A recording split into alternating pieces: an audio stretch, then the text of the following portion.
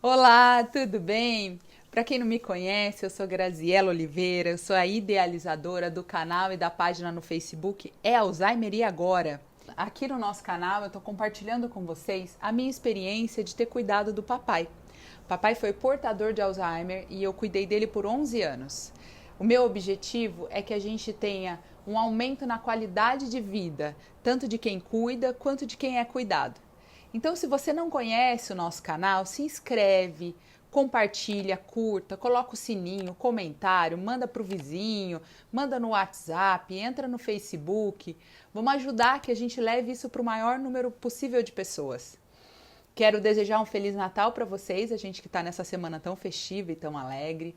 Quero dizer que tem sido um prazer e eu estou me sentindo muito feliz e grata de ter tantas pessoas aqui comigo nesse propósito que a gente tem hoje, que é espalhar e divulgar informações para que vocês consigam também, além de melhorar a qualidade de vida de quem cuida e de quem é cuidado, se prevenir. Então dá uma olhadinha aqui no nosso canal, tem alguns vídeos muito importantes que nos mostram que é possível também se cuidar agora para tentar evitar ter essa demência. Hoje eu estou com um profissional para conversar conosco que ele foi vital. Esse profissional nos acompanhou pelos 11 anos e eu digo que é um profissional de suma importância, importantíssimo, fundamental no tratamento do portador de Alzheimer. Hoje eu estou com uma fonoaudióloga. Hoje eu estou com a Suzile de Moura Souza, fonoaudióloga formada pela Faculdade Teresa d'Ávila, com especialização em motricidade oral pelo Cefac. Ela atua desde 2007 em serviços de fonoaudiologia no âmbito hospitalar, com ampla experiência de atendimento hospitalar e domiciliar na área de disfagia, voz e fala. É um prazer, Su, receber você aqui no canal. Eu quero agradecer por estar aqui conosco, por compartilhar esse conhecimento conosco, e eu vou deixar que você se apresente. O prazer é meu dividir com vocês um pouco aí dessas questões fonoaudiológicas na doença de Alzheimer e poder falar um pouquinho aí, principalmente da alimentação nesses pacientes, que é a área de maior atuação minha, desde 2007 que eu foco só nessa área. Importantíssimo, Su, você falar sobre isso. Eu quero começar até, Suzy, falando disso mesmo. Porque a gente que não tem conhecimento técnico, imagina que um fonoaudiólogo, ele vai ser importante para uma criança, por exemplo, que está aprendendo a falar, que não sabe falar direito, ou está com algum problema de dicção.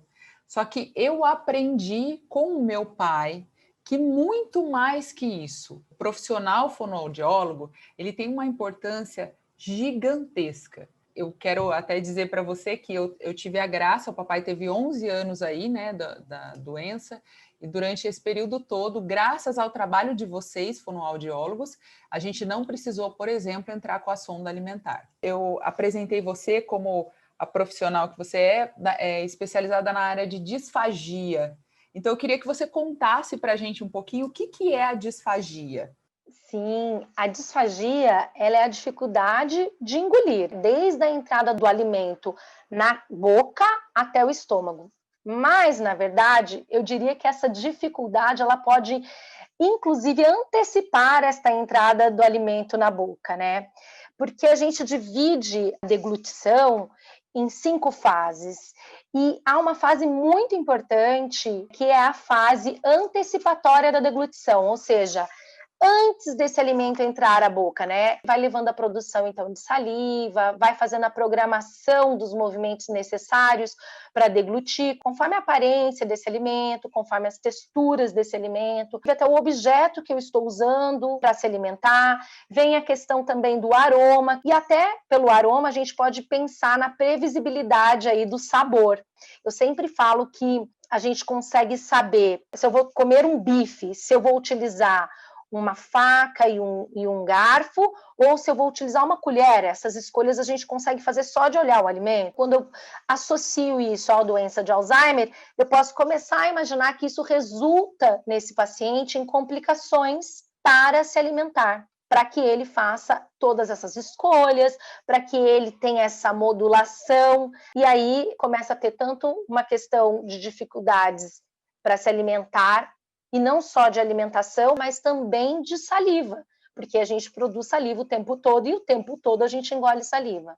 Então, isso tudo, pensando, está prejudicado. Todas essas sensações. Porque se a gente for pensar na comida, Grazi, ela aguça os nossos sentidos. Então, isso tudo me ajuda a modular já previamente ao alimento entrar para a boca. Eu já posso ter uma disfagia antes mesmo desse alimento entrar na minha boca, né, com todas essas alterações de modulações.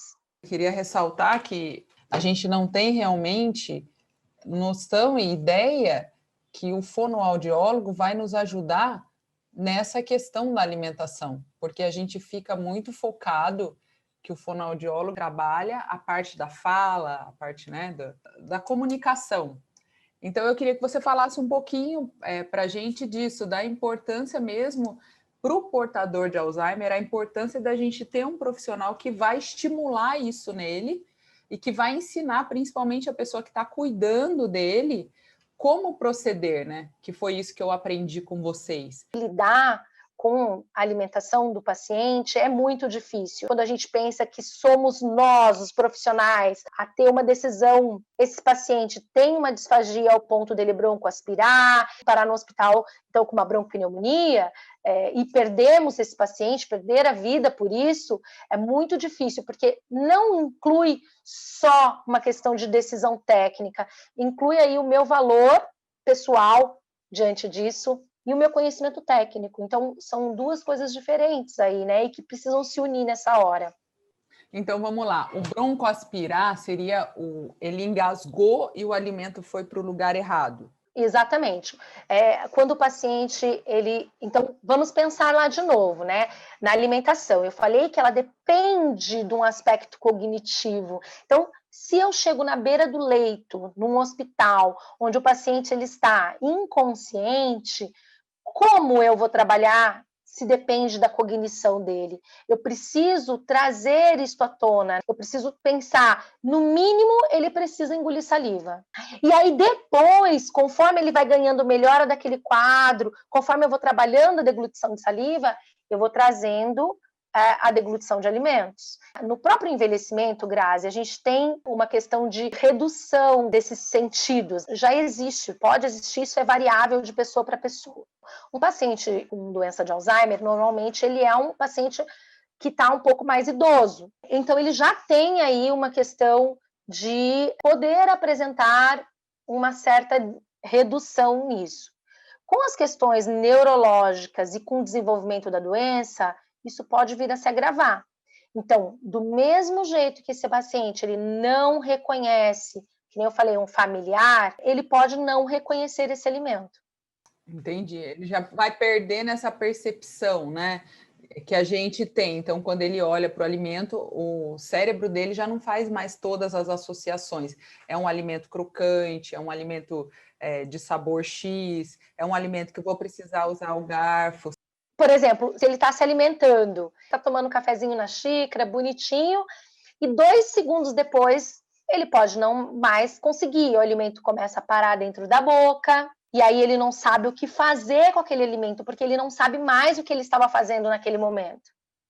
Ele esquece de engolir, o papai tinha isso, ele esquecia de engolir o alimento que estava na boca dele. A gente dava, por exemplo, pão, ele começava mastigando e de repente ele parava de mastigar, né? E aí entra um mágico fonoaudiólogo, aí entra esse profissional abençoado, que eu digo por experiência própria, que foi de vital importância para orientar e para ensinar mesmo, digo mais que orientar, ensinar a família como proceder com os cuidados com ele, para aumentar a qualidade de vida dele. Isso, porque se todo esse processo está alterado, Grazi, vamos pensar, se ele para com um alimento na boca, um líquido na boca, esse líquido pode ir escorrendo e ao invés dele seguir o trajeto, a faringe, esôfago e até o estômago, ele pode não ter esse controle e aí ele broncoaspirar, ou seja, o alimento entra na via respiratória.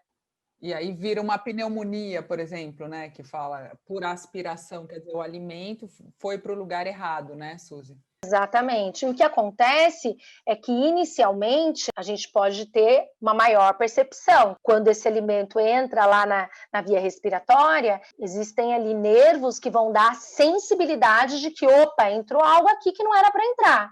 E aí a gente começa a tossir e tenta eliminar aquilo. Então, qualquer um de nós aqui que já engasgou, começa a tossir para tentar eliminar esse alimento ali da via respiratória. Só que com o passar do tempo, Grazi, esse paciente, conforme ele vai tendo entrada, seja de alimento ou da própria saliva nessa via respiratória, ele vai dessensibilizando essa região.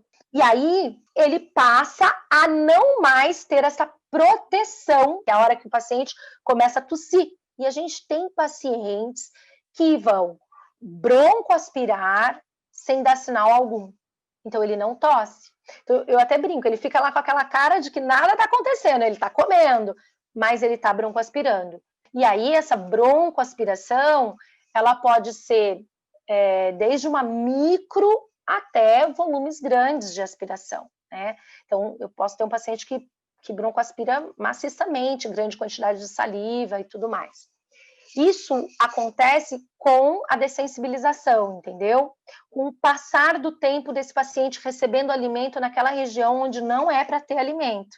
Então, por isso a importância da gente acompanhar da alimentação e estar ali junto e verificar se engoliu tudo, fazer escovar os dentes se for possível, né? Fazer a higiene da boca.